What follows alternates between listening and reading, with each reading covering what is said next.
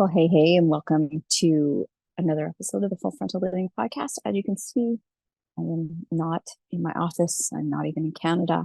I'm actually still in Bali, and I'm recording this live while I sit out on my patio in the morning warm air. This is my favorite time of day, the morning and in the evening when things cool down, but it's still warm. I absolutely love it here.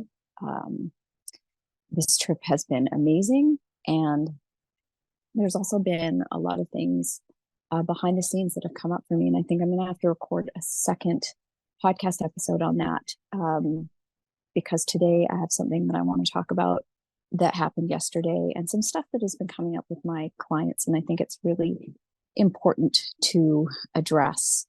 And most of my clients are parents, not all of them. And that comes with its own special challenges. And, most of my clients can be really hard on themselves as parents, and I can be as well.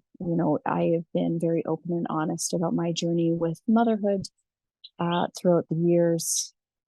So if you are new to this podcast, I have two older sons who are, going to be 24 and 22, they're 23 this year. And then I've got my youngest, Jake, who is 12. And they've taught me a lot. I've learned a lot. Let me just see if I can figure out a better way to hold this camera. There we go. And I'm still learning as a parent. And I'm also in the process of really exploring things in my childhood that impacted me and how they continue to impact me as an adult. So what you may or may not know is that so much of our programming starts when we're children and things happen to us. And we take it in through the lens of being a child without a lot of filter. We give it meaning. And then this starts to create our identity over time. And it creates our beliefs. It shapes our frame of reality. And we carry on through life kind of not realizing that we're running on this really, really old programming. Now, I was born in 1972, so I'm 51. And parenting back in the day, and this is no shade at my parents, but parenting back in the day was interesting now looking back compared to how we parent today. Some of the things that our parents got into, which was totally normal back then, is stuff that nobody would do today, from spankings, physical contact to, my parents would often, I'm laughing about it, but like funny, not funny, right? My parents would say that they would leave me and my brother at the side of the road because we were arguing so much in car rides, stuff like that, right? And as I recently had a visit with my parents, I was really contemplating on how those stories have impacted me. And as an adult now, taking them in through a child's lens, what stories they would have created in me. And most of my life, I've been working through attachment. I have attachment things. I get attached to people, places, things. We all have certain levels of attachment, and I can get into control as well. And a lot of it stems from these kind of times in my life where the person who was responsible for taking care of me was, in essence, threatening my safety. Now, of course, I know my parents love me. Your parents love you. My parents were never going to just like abandon me at the side of the road. But when we're children, on a subconscious level, we take that in such a different way. And it, like I said, it does shape our reality. So now what's happened to many of us, like kids of the 80s, right? We were out till the lights came on. We were told to like not come in the house, just drink from the fire hose if you were thirsty. We were left alone a lot. And now we've grown into adults and we're getting into overcompensating for our kids. It's a different time now. We want our children to be able to express emotion. Whereas back in the day, my feelings didn't matter.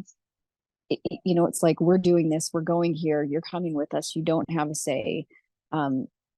stuff like that, right? And I'm not going to go all into it, but these were the type of things that regularly happen. And now, as parents, we really are striving to acknowledge our children's feelings, allow them to be heard, give them a voice in their experience of life.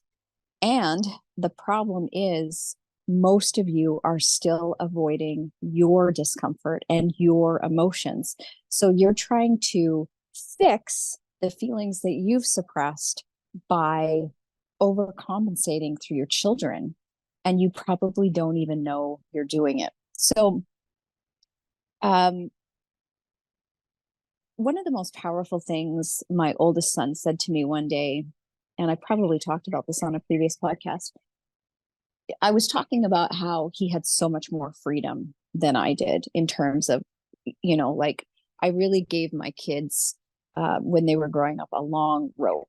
I'm just going to have a sip of my coffee. So if you're watching on video, I'm having a sip of my coffee. If you're listening, I'm just going to take a sip of my coffee because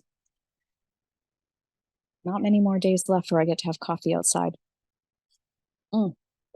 So good. Anyways, I gave my kids a long rope. And I remember saying to my son, Colton, like you don't understand how good you've got it. Like, I let you stay out later. You've got all this freedom. And he said, well, Mom, like, how could I know any different? Like, my life is like my life and your life was your life. Your life experience was your life. And I've never forgotten that conversation. My kids are so wise. I'm always learning stuff from them because he's right. As much as I wanted him to have gratitude and value and appreciate the freedom that he had, that was his only frame of reality. So I have my frame of reality. I'm observing his life and his reality, but his reality is different from mine. His experiences are going to be completely different from mine. And often, as parents, we project our experiences of life onto our children. And then we wonder why they don't get it. But why would they get it? How could they ever have that perspective? So, in traveling with Jake is on this trip with me. He's 12. And, so like a preteen boy, which, that comes with his own challenges. And he's a great kid. And I love him deeply. And he's also very, there's lots of layers to him. Kids are coming to the planet nowadays, I believe, so much more advanced than we ever were. And maybe it's just because we have this greater awareness of our kids and we want to provide them and see them differently than our parents saw us, right? Like, I believe that to our generation now, we really want our kids to feel like they matter. And in our generation growing up, it's not that our parents didn't love us or we didn't matter, but most of us, I think, probably questioned like what our role was because we didn't really have a role, right? Again, in my family, it was kind of like do as you say. And I don't want to paint with a broad brush because it's not like that for everybody. So I don't want to project my life onto all of you who are listening. But, in thinking about Jake, here he is 12 years old. This year he will see 2 different continents. He's with me in Asia right now, and then we'll be going to Africa later this year. And here I am at 51. And I'm just like, this was my first long haul flight. This was my first time leaving North America. It's wild. It's wild to me. It took to this year for me to have my first business class, like lie flat seat. And I'm not saying that to brag. I'm just simply saying, like, it's taken me my entire life to be able to travel the way that I travel and the way that I want to travel. I've had to work really hard. And Jake at 12 knows a life of luxury and wealth. He doesn't know any different. And in coming to places like Bali, he gets to experience how other people live. But even in experiencing that, his frame of reality in terms of what it's like for him growing up is so different from mine.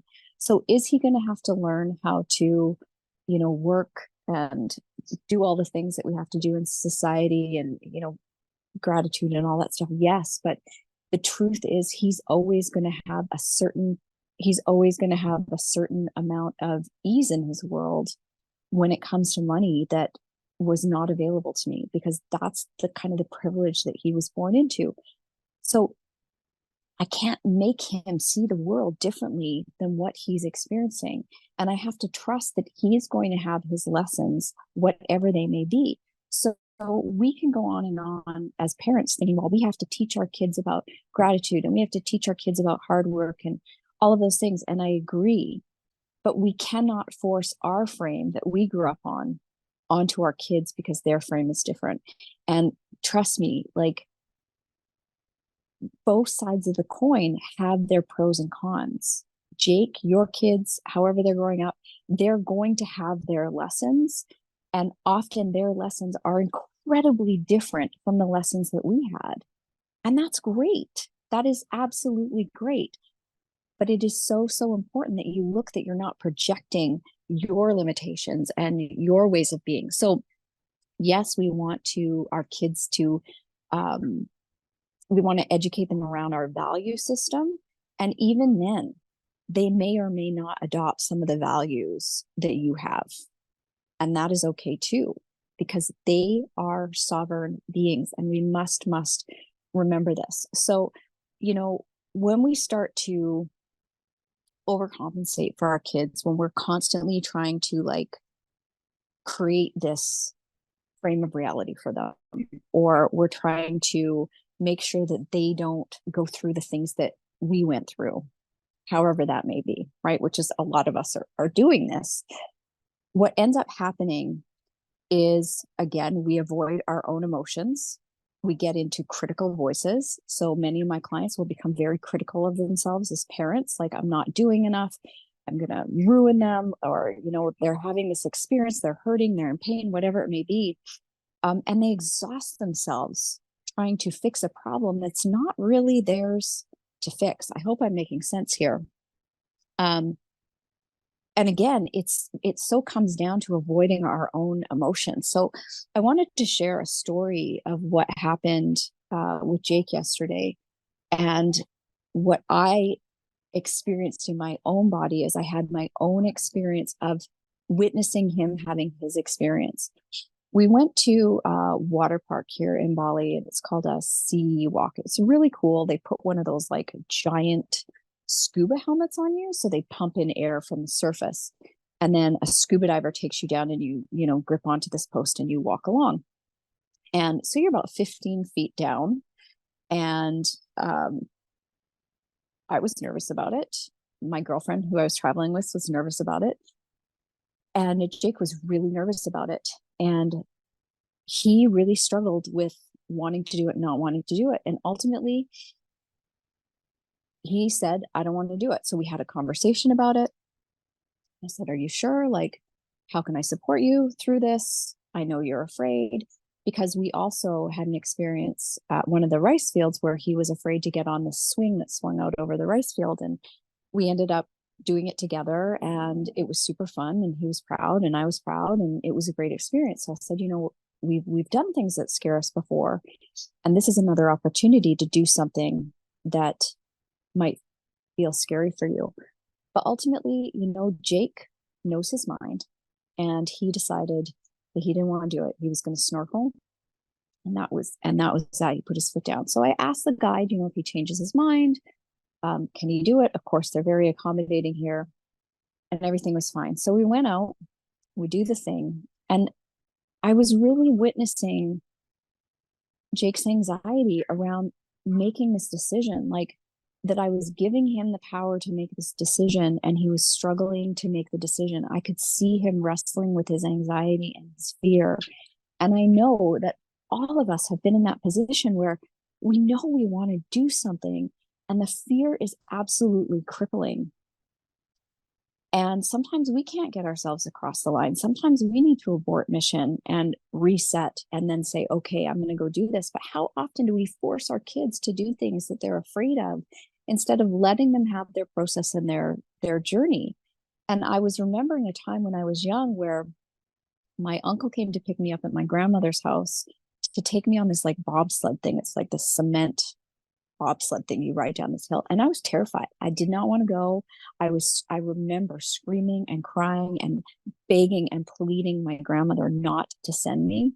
And she sent me. I remember crying the whole way there, which says a lot because I don't have a ton of childhood memories. And I just remember feeling like I had no power and I had no say and nobody cared about how I felt. And I don't want to do that to my kids. I don't want to make them do stuff. And in the past, I've been that mom that is just like, suck it up, buttercup. We're going to do it. And you're going to be fine on the other side. And now I can see how that may or may not have impacted them on a certain level. And not forcing Jake to do this is also having an impact, right? Like, I'm telling you this because there is no right or wrong way. You get to decide as a parent, but it's about not becoming critical or judging yourself for however you're navigating this, because none of our kids came with a manual. So anyways, my friend and I go down, we do this thing. It was pretty cool.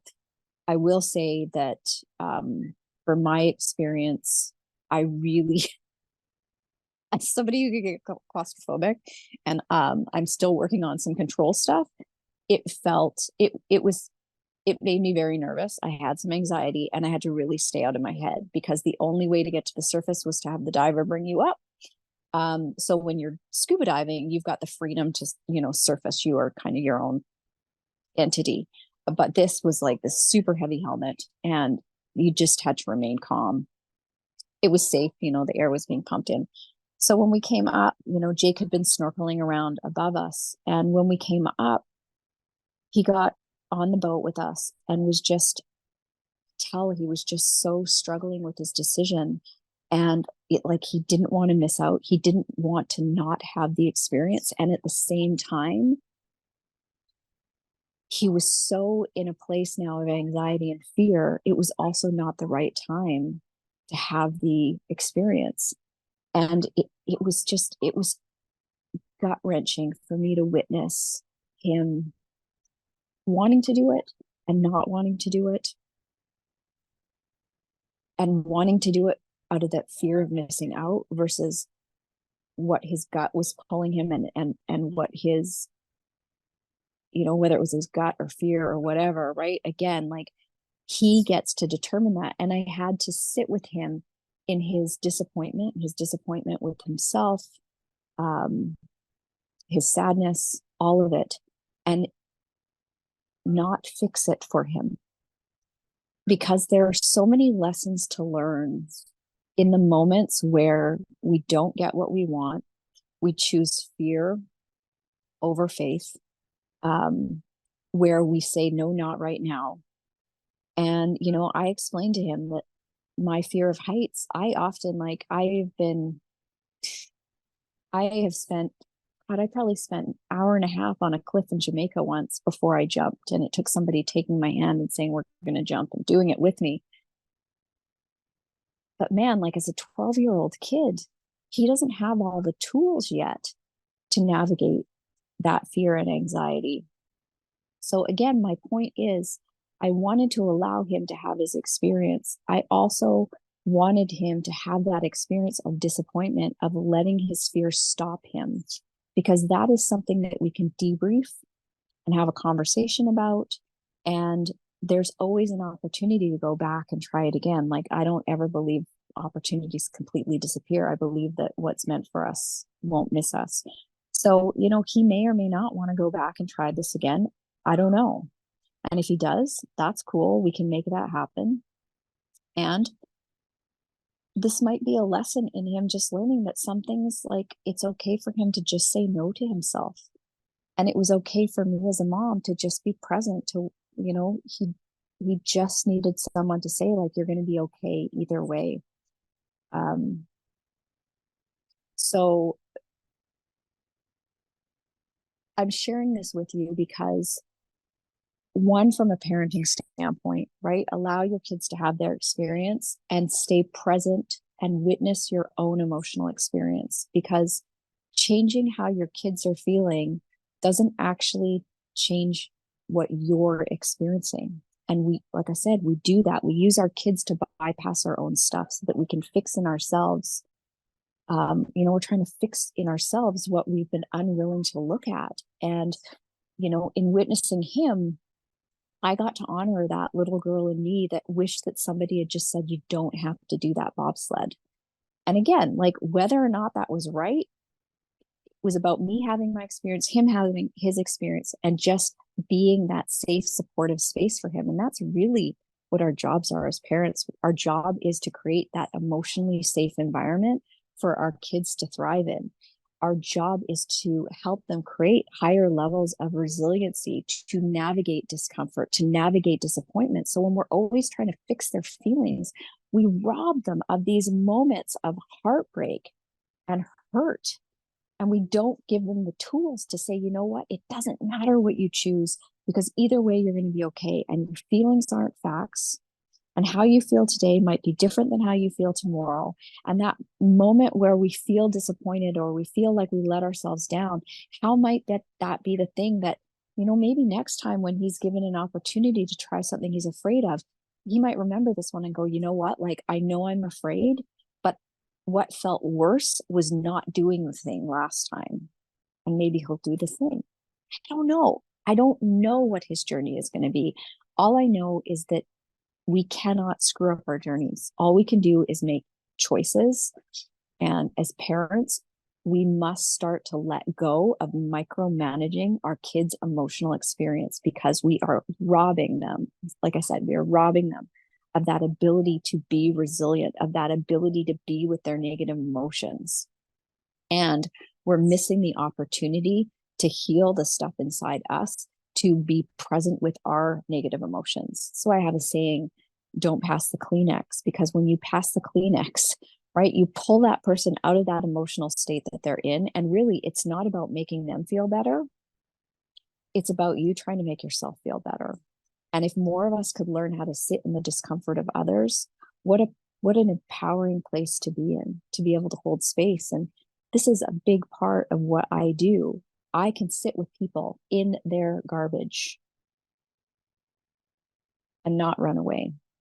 That's why coaching spaces with me are so safe, because everybody always feels seen and heard and acknowledged and empowered to be with whatever is coming up with them. Right. So I hold space to teach other people how to be with themselves. And that's what most of us have been avoiding our whole lives. So again, like, there's no right or wrong here. Some days we have to push our kids, like when it came to the swing in Bali, I'm like, Jake, I really want to do this with you. And we did it together, and it was a beautiful thing. Only you can assess the level of anxiety that your child is feeling and decide whether or not it's the time to work through it, or maybe it's better to work through it after. Jake and I will be having a conversation about this today, and we'll see where it lands. But I want to give him permission to be able to make decisions in his life. And adults don't always know best. Because again, a lot of that pushing and kids, that isn't even, that's learned behavior. We learn that from parents and the stuff that, we were kind of indoctrinated into as children. So anyways, that's what I got for you today. Parenting is like, it is something.